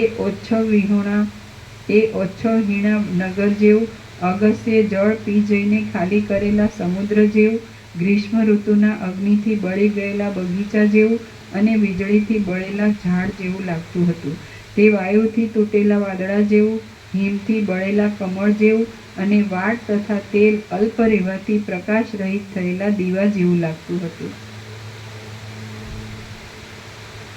ઘરધણીના વિયોગથી ભાંગ્યા ભાગ્યવાળું તે ઘર ખરી ગયેલા પાંદડાવાળા જૂના વૃક્ષોના વન જેવું, અનાવૃષ્ટિથી ધૂળમય થયેલા દેશ જેવું અને બારણે મોતના ટકોરા સંભળાતા કરુણાકુલ થયેલી મુખ કાંતિ જેવું થઈ ગયું હતું.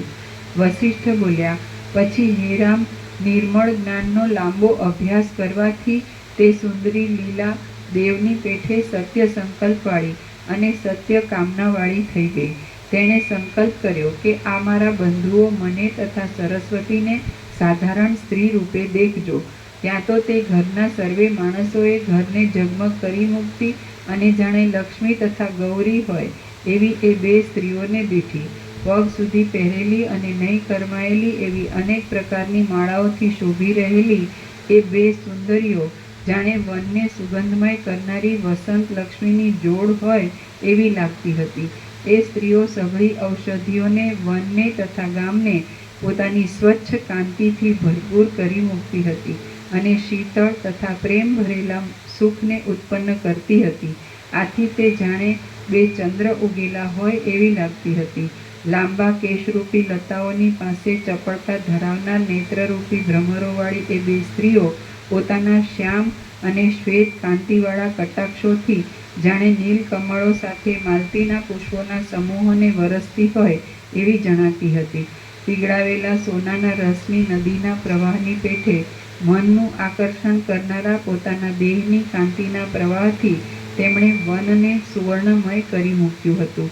જાણે બ્રહ્માનંદ રૂપ સમુદ્રના તરંગો જ હોય અને તે તરંગો જાણે શરીરોના સ્વાભાવિક કાંતિના વિલાસના હિંડોળા જ હોય એવી એ બે સ્ત્રીઓ દેખાતી હતી. એ સ્ત્રીઓ પોતાની બાહુરૂપી લતાઓને અને રાતા હાથોને આમ તેમ હલાવતી હતી. તેથી જાણે તેઓ નવા નવા અને સુવર્ણમય કલ્પવૃક્ષોની લતાઓના વનને ઉછાળતી હોય એમ લાગતું હતું. વણ ચોળાયેલા અને વણ કરમાયેલા પુષ્પો તથા પલ્લવોના જેવી કોમળતાવાળા તેમજ વણ ચોળાયેલા અને વણ કરમાયેલા પુષ્પો તથા પલ્લવોના જેવી કોમળતાવાળા તેમજ સ્થળ કમળની પાંખડીઓ જેવી શોભાવાળા પોતાના ચરણોથી પૃથ્વીને અડ્યા વિના જ તેઓ ચાલતી હતી. સુકાઈ ગયેલા અને ફીકા પડી ગયેલા તાડીઓના તથા તમાલોના વનોમાં એમના કટાક્ષોરૂપી અમૃત સિંચાવાને લીધે નવીન પલ્લવો ઉત્પન્ન થતા હતા. એ બે સ્ત્રીઓને જોઈ લીલાના પૂર્વજન્મના મોટા પુત્ર જ્યેષ્ઠ શર્માએ તથા ઘરના બીજા પણ સઘળા માણસોએ વનની દેવીઓને પ્રણામ હોજો એમ બોલીને તેમના ચરણોમાં પુષ્પાંજલિ અર્પણ કરી. જેમ કમલિનીઓના બે કમળોમાં ઝાકળના ટીપાની વૃષ્ટિ પડે તેમ તે ઘરની અંદર લીલાના અને સરસ્વતીના ચરણોમાં તે કુસુમાંજલિ પડી. જ્યેષ્ઠ શર્મા આદિ બોલ્યા, હે વનની દેવીઓ, અમે તમને પ્રણામ કરીએ છીએ. તમે અમારા દુઃખનો નાશ કરવા માટે જ આવ્યા છો, કારણ કે બહુધા બીજાઓનું રક્ષણ કરવું એ જ મહાત્માઓનું કર્તવ્ય કર્મ છે. એમણે એ પ્રમાણે કહ્યું એટલે પછી તે દેવીઓએ પ્રેમથી તેમને રક્ષણ કરવું.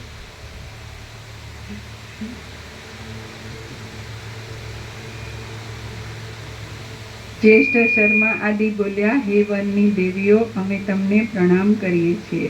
તમે અમારા દુઃખનો નાશ કરવા માટે જ આવ્યા છો, કારણ કે બહુધા બીજાઓનું રક્ષણ કરવું એ જ મહાત્માઓનું કર્તવ્ય કર્મ છે. બીજાઓનું ભક્ષણ કરવું એ જ અને બીજાઓનું ભક્ષણ કરવું એ જ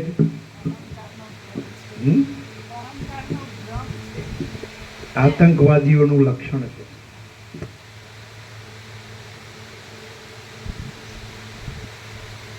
ઈરાદે અત્યારે દુનિયા મૂળકા છે નહીં, એ તો ગમે ને હોય. એ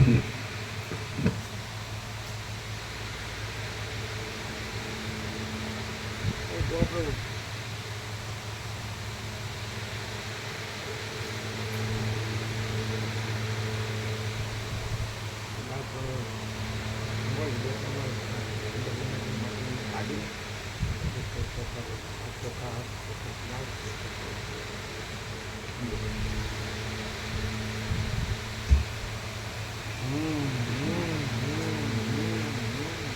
કારણ કે બૌદ્ધા એક એક લક્ષણમાં પણ ઓળખાય. એક જ લક્ષણમાં પણ અને પોતાનું એક શોષણ કરતો હોય, પડાવી લેતો હોય, છેતરતો હોય, અસત્ય બધું કુટિલતા હોય. એ કેમ એને બધું મળે છે ખોટું કરીને, બધું ધન ને ભોગો મળે છે, તો એને કેમ શાંતિ ન હોય? એને કહ્યું કે મારી પાસે બધું ભૂલ છે, તો એને સુખ શાંતિ હોવી જોઈએ. અને જે આપી દે છે બધું, પોતે કાંઈ રાખતો નથી, તો એને કેવી રીતે આનંદ મંગળ હોય, શાંતિ ઊંધું નથી? એને જેની પાસે બધું હોય, ગમે એમ હાચા ખોટા કરીને, ગમે એમ લોકોને મારીને કે જોટવીને કે તો એ પછી એને મળ્યું, તો એને તો પછી સુખ શાંતિ કલ્યાણ જ લાગવું છે ને. અને એમ લાગે છે ને, અને એમ બોલે છે ને, આપણે તો બસ આપણે તો મસ્ત જ છે, આપણે કોઈ દુઃખ નથી, આપણે ફૂલ છે.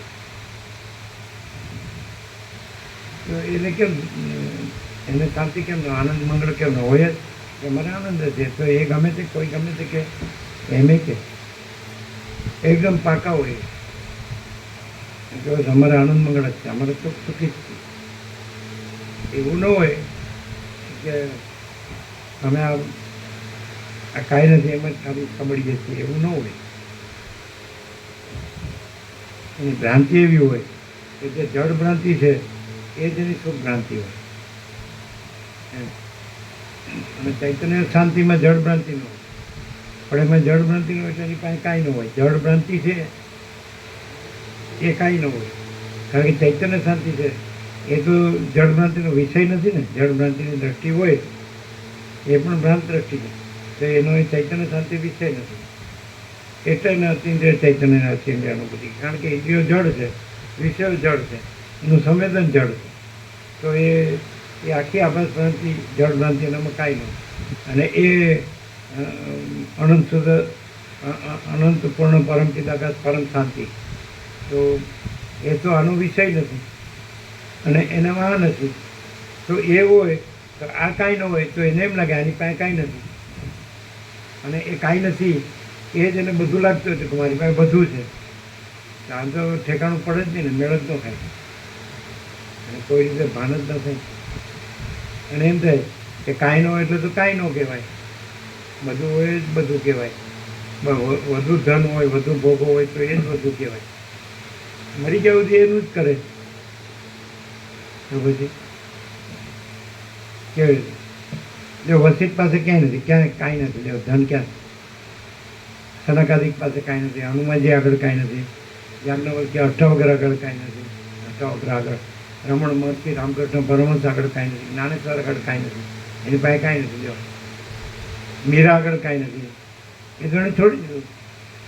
રાણોને આગળ રાજ્યભોગ લક્ષ્મી મેવાડનું બધું એ કાંઈ નથી. જો તો એ શું છે? નરસિંહ મહેતા પાસે કાંઈ નથી, ઘણા એવા છે.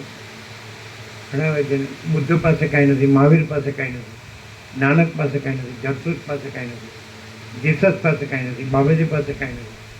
તો એ કાંઈ નથી. આમ જુએ છે ત્યાં જાય છે, ત્યાં રમણ પાસે કાંઈ નથી, તો જાય શું કામ?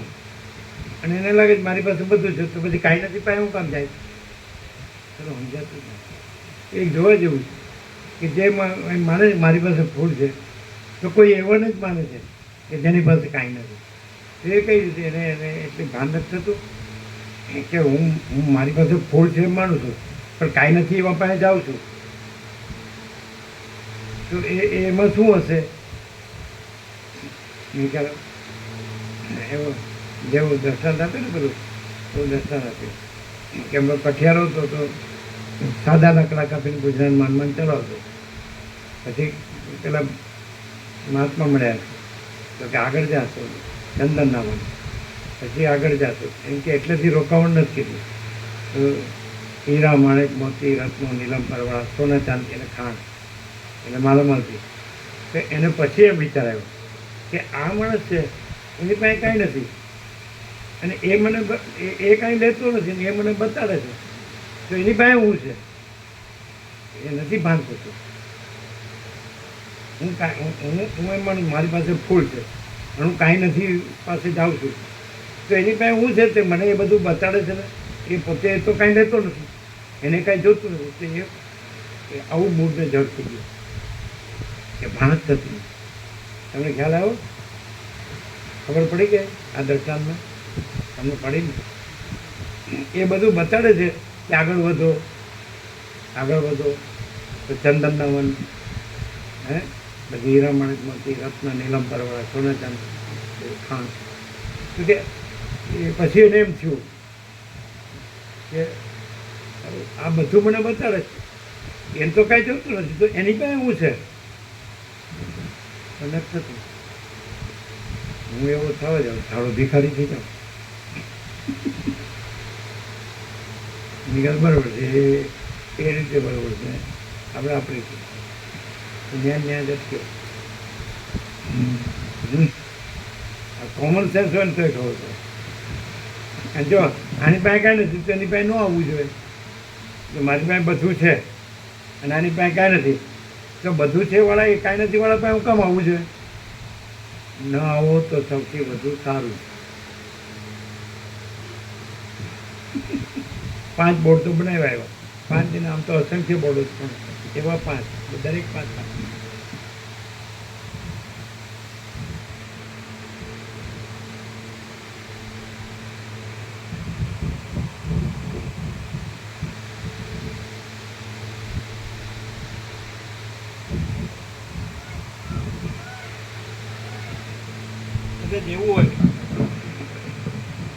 એવું હોય કદાચ એને ન જોતો ક્યાંય નહીં, પણ એથી વધુ મને બતાવે છે.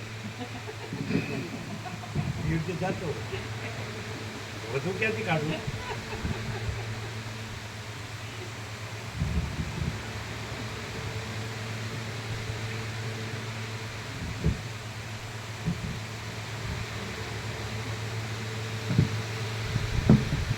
અને ઉપર તો એવું હોય કે એનાથી વધુ તો કે ઉપર પછી સ્વર્ગનો રસ્તો બતાવે.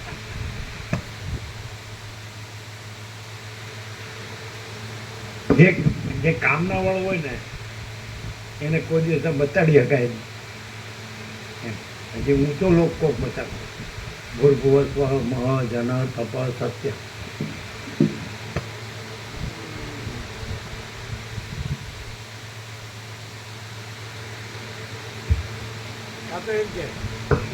એ તો અત્યારે શું છે, મારી પોઝિશન એવી છે ત્યાં મેળ પડતું નથી એટલે પરણાઈ રહ્યો છું, પછી ત્યાં મેળ પડી જશે એટલે જઈશ.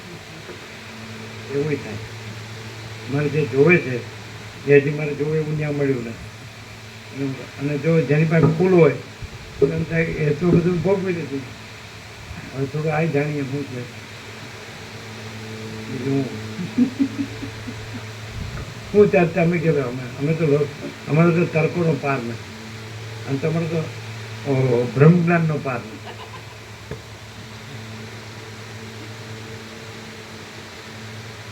કેમ કેમ હસો જ કેમ હસો હું સાચી વાત તમે કહો છો કે અમારે તર્કોનો પાર નથી, એમ કરીને જે મૂળ અને જળ છે એને બુદ્ધિમાં ઇગ્નાઇટ કરો છો કે ભાઈ તું આમ જો અને અમે બ્રહ્મજ્ઞાનનો પાર નથી. તમે જો એમ કે પૂછો જો હું કહી દઉં કે નહીં યોગાસનમાં શું છે તો કહી દે બધું એમ.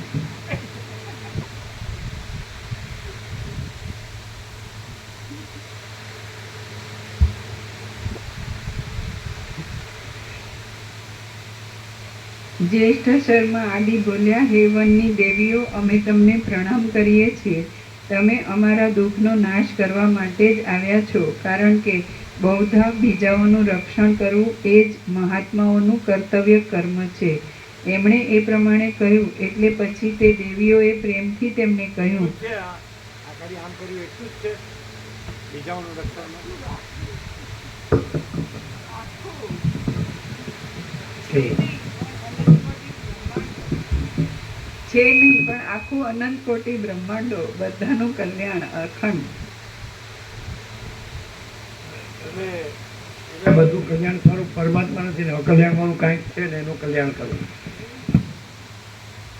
સંપૂર્ણ કલ્યાણ સ્વરૂપ પરમાત્મામાં અકલ્યાણ વાળું કંઈક છે અને એનું પાછું સંપૂર્ણ કલ્યાણ કરવું. જો કન્ફ્યુઝ થઈ જાય જો આપણે પોતે ચતું એટલે કે આ એક જ સીધું કંઈક બતાવે તો કંઈક ખબર પડે. સીધું કંઈક ખબર પડે છે એટલે કલ્યાણ સ્વરૂપમાં જે અકલ્યાણનો ભ્રમ છે એ દૂર કરી એ વખેર કરે છે. મારે જો હે સો હોય એક તરફ છે અકલ્યાણનો ભ્રમ દૂર કરે છે. એટલે કે સંપૂર્ણ કલ્યાણ સ્વરૂપ પરમાત્મામાં અકલ્યાણનો ભ્રમ છે અને એ નથી એને દૂર કરવા પણ છે,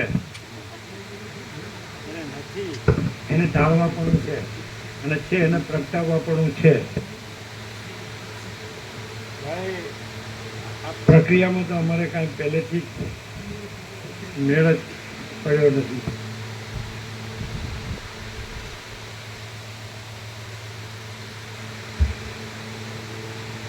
એમણે એ પ્રમાણે કહ્યું એટલે પછી તે દેવીઓએ પ્રેમથી તેમને કહ્યું કે જે દુઃખથી તમે સૌ પીડિત થયેલા જણાવો છો તે દુઃખ વિશે તમે અમને વાત કરો. એ પ્રમાણે દેવીઓના વચન સાંભળીને જ્યેષ્ઠ શર્મા આદિ લોકોએ તેમની આગળ વસિષ્ઠના અને અરુંધતીના મરણરૂપ પોતાના દુઃખની વાત અનુક્રમથી કહી સંભળાવી.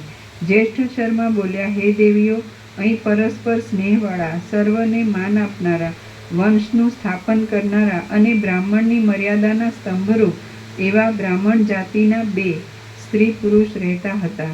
એ સ્ત્રી પુરુષ અમારા માતા પિતા હતા. તેઓ હમણાં આ ઘરને, પુત્રોને, પશુઓને અને બાંધવોને છોડીને સ્વર્ગવાસી થયા છે. આથી અમને આ સઘળું ત્રૈલોક્ય સૂનું લાગે છે.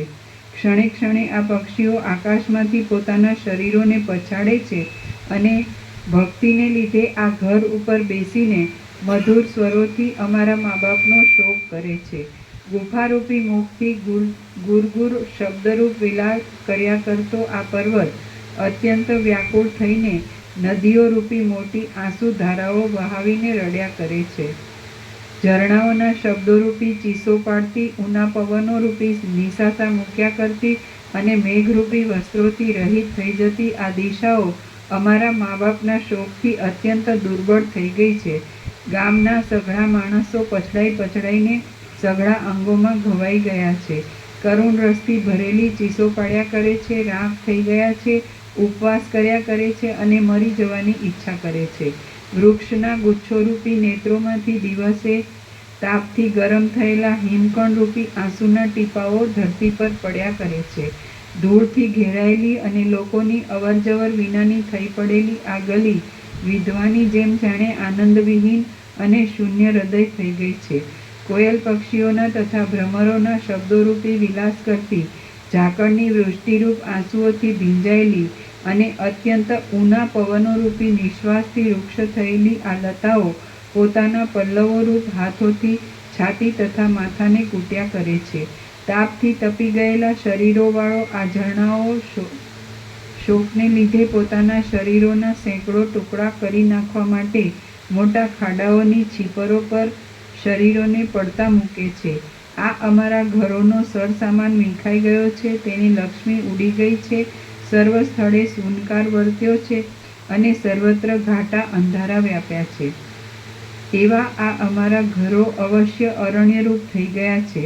ભ્રમરોના શબ્દોથી વિલાપ કરતી આ ફૂલવાડીઓમાંથી અમને અપ્રિય લાગતો સુગંધ નામનો દુર્ગંધ નીકળ્યા કરે છે. આ ચૈત્ર માસના વૃક્ષોને વિલાસ આપનારી લતાઓ પણ પોતાના ગુચ્છોરૂપી નેત્રોને સંકોચી લે છે. આમાં કેવું ખબર?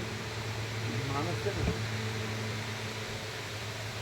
માણસ જો અનંત સુધી ચિદાકસને ન ઓળખે ને અને પોતે એવો ભ્રમ રાખે ને કે હું આ માણસ જન્મ્યો છે ને આ જગત છે, તો પોતે અસ્વસ્થ હોય તો એને બધે અસ્વસ્થતા લાગે અને બધે સ્વસ્થ હોય તો એને બધે સ્વસ્થતા લાગે.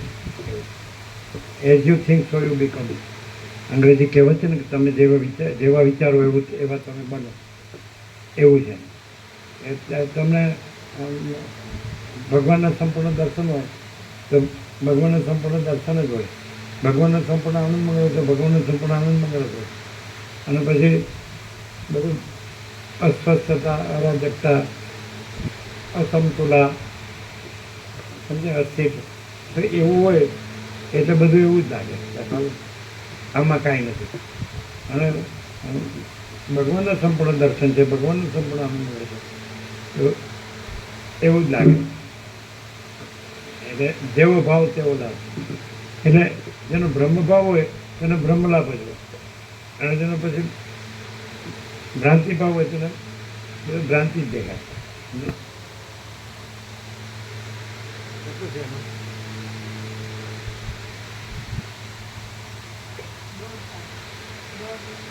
સવારે પ્રસાદ આપી દો.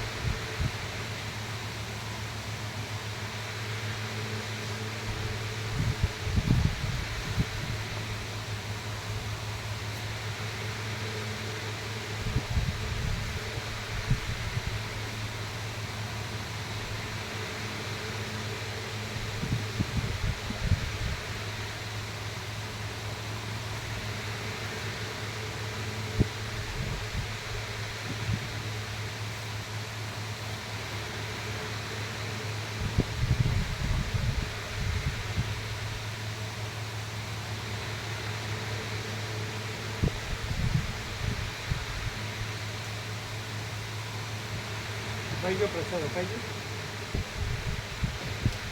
ચાલો.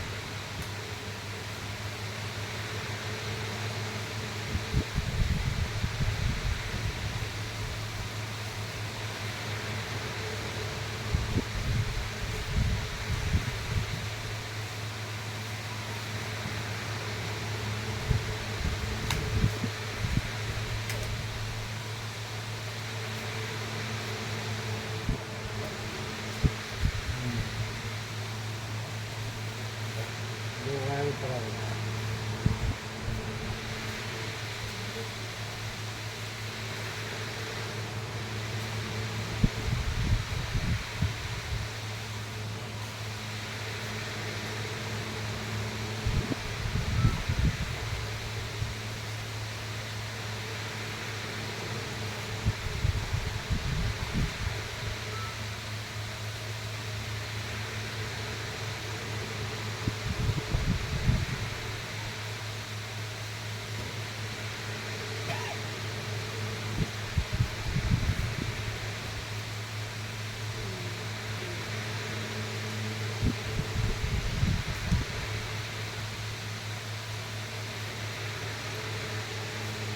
એમાં કે ગાંધીનગરમાં અને અમદાવાદમાં કેસ આવ્યા છે સૌથી શરૂઆત જ અમદાવાદથી થઈ હતી એવું એકવાર અમારા નોટિફિકેશનમાં હતું પણ અમે વાંચ્યું નહીં ડિટેલમાં ત્યારે.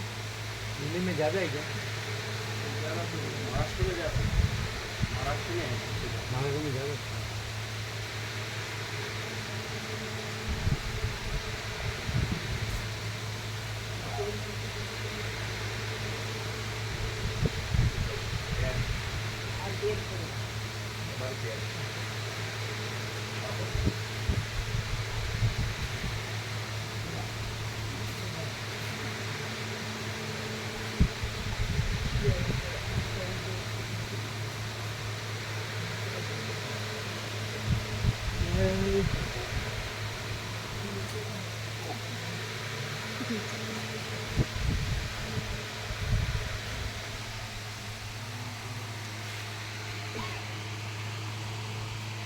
વ્યાપક પ્રસાદનો વધારે રહેવાનું હો.